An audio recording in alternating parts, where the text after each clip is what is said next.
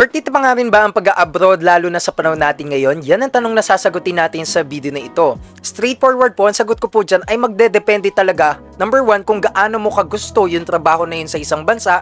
At number 2, yung pamumuhay sa bansa na yun. Regardless kung gustong-gusto mo talaga, ito pa yung mga i-consider mo, yung financial aspects and factors na let's say gusto mo na talagang trabaho na yon, yung offer sa'yo o kaya may nakita kang opportunities doon.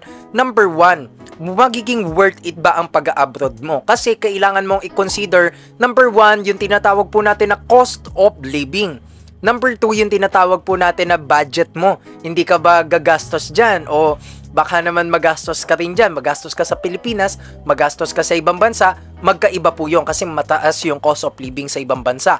And lastly, number 3, yung financial aspect na tax. Kasi po sa mga iba't ibang bansa, sa mga iba't ibang continents, may iba't ibang tax rates din po yan na ini-impose or ini-imply sa kanilang mga workers and businesses. So ngayon, let's say po, dito ka sa Pilipinas, kumikita ka ng 50,000 basic salary.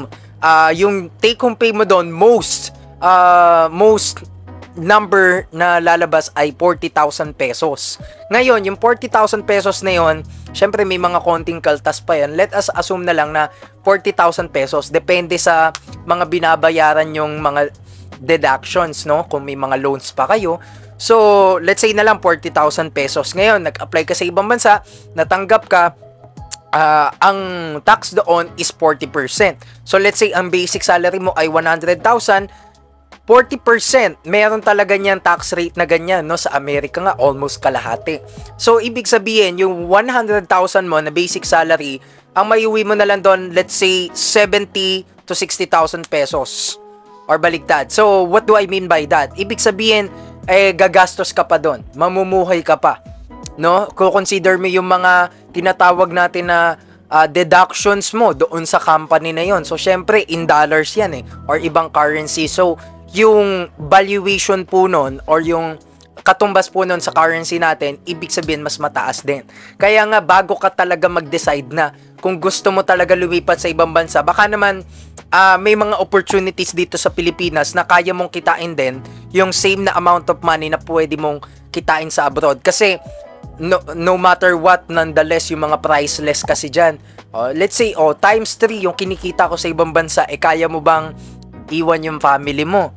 No, kaya mo bang ma-homesick na matagal? Yun yung priceless na tanong na diyan O let's say kinikita mo doon net 150,000, 200,000.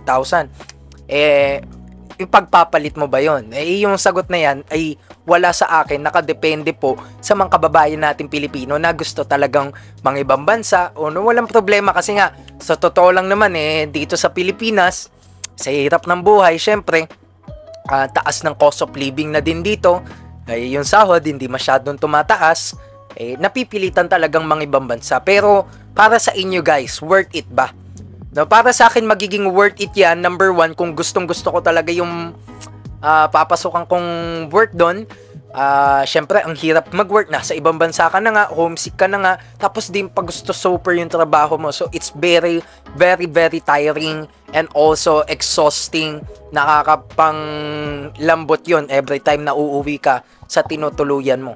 So, kaya kailangan is buo talaga yung loob, no? Bago ka mag-decide na mangingibang bansa ako. Hindi lang porket nalaman mo, uy, yung tito ko, yung kaibigan ko, ganto daw ang sahod, punta na rin ako sa gantong bansa. So, hindi ganun yon.